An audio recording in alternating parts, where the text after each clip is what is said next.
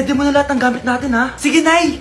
Bring me kulay red na brief! Ah! Meron ako! May nanalo na! Brief na kasama ko yan, ah! Be, di na ako, love. Okay lang yan, Be. Shop ka pa, oh. Love mo ba ako? Oo, Be. Love ka namin. Bakit di mo ako love?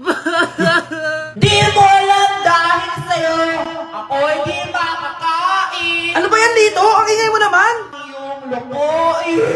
Tulad ko na may pusong bato. Rosalinda! Mahal kita!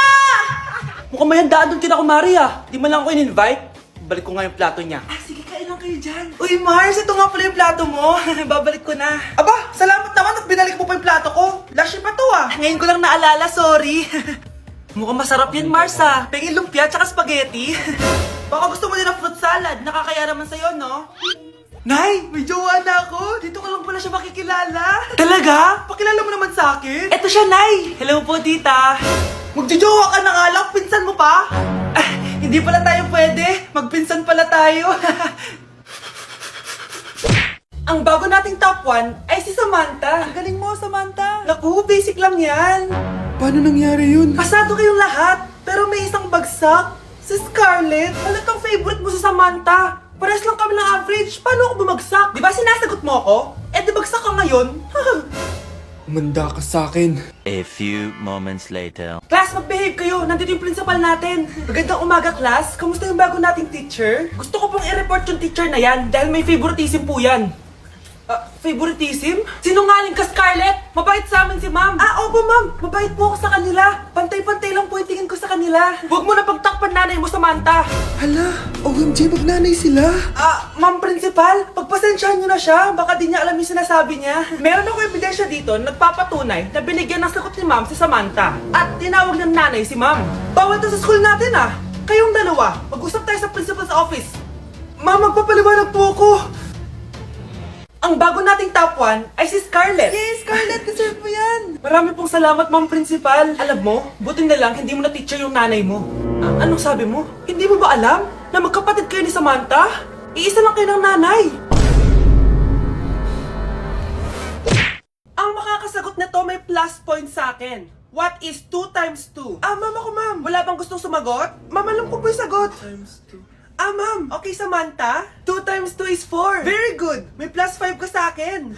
Ang daya naman, kanina pa ako nagtataas ng kamay. Ma'am, pwede pa po ba ako mag-take ng quiz? Absent kasi ako kahapon eh. Ay, hindi na. Absent pa more. Tatamad-tamad ka kasi mag-aral. Nagkasakit po kasi ako, ma'am. Oh, anong gagawin ko?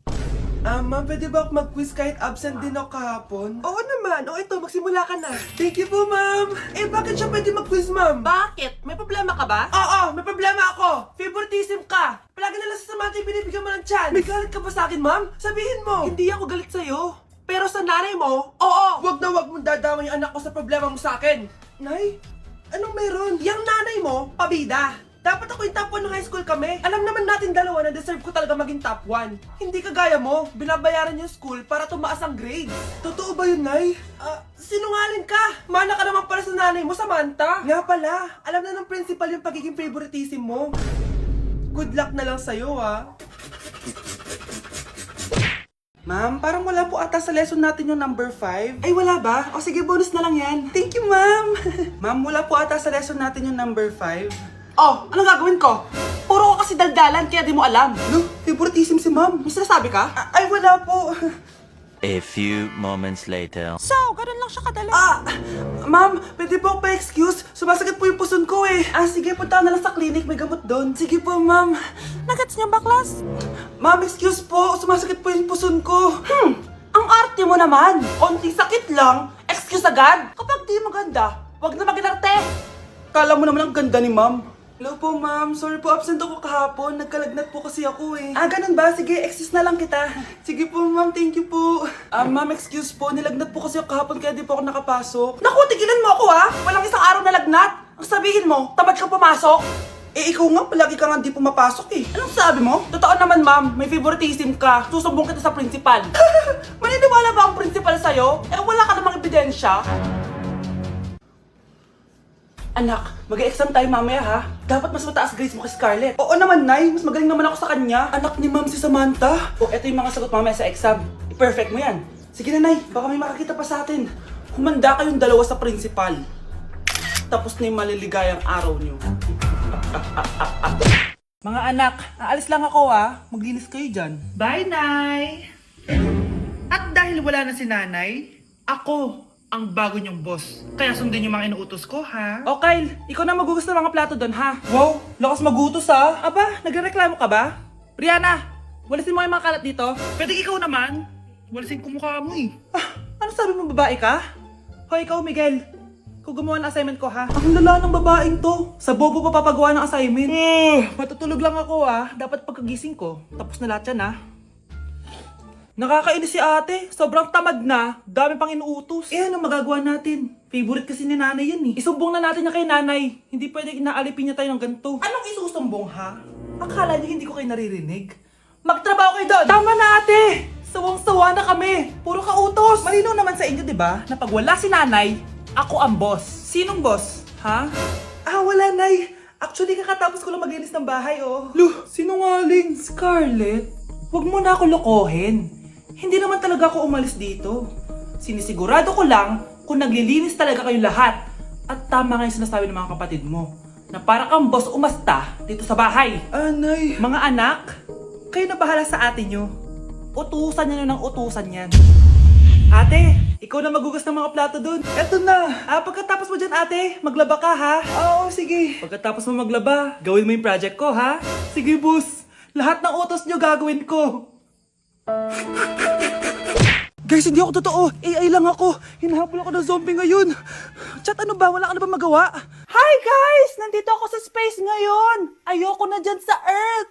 Marami kasi akong utang dyan. Alam mo bang AI ka? Hala, hindi Nagbabayad ako ng renta. Nasa-stress ako. Wala akong ipon. Hala, tao to. Mga anak! Maganda ba? Oh, mawawala ako ng 3 araw Nay, kailangan ba talaga tumuloy doon? Importante yun anak. Minsan lang ikasal yung kumare ko, no? Tsaka sa Cebu siya gagawin, di ba? Shala. Basta Nay, mag-ingat ka Oo naman anak, huwag ka mag-alala. O siya na, alis na ako. Mga kapatid mo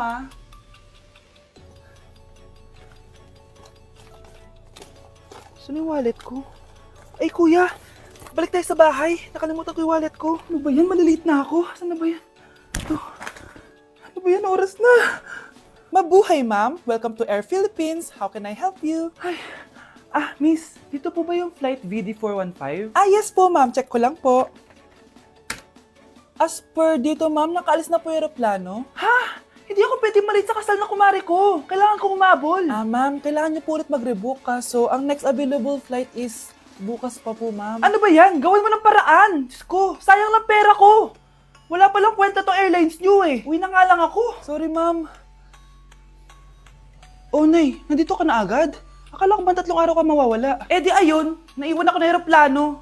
Alam mo, parang pinipigilan talaga ako ng universe makaalis Nay, buksan mo yung TV. Ha? Bakit? Breaking news! Nandito tayo ngayon sa site kung saan nag-crash ang flight VD415. Ayon sa mga otoridad, walang nakaligtas sa mga pasahero nito. Kaya pala, kung nakasakay ako dun sa aeroplano na yun, patay na ako ngayon. For our last question, ano ang full name ko?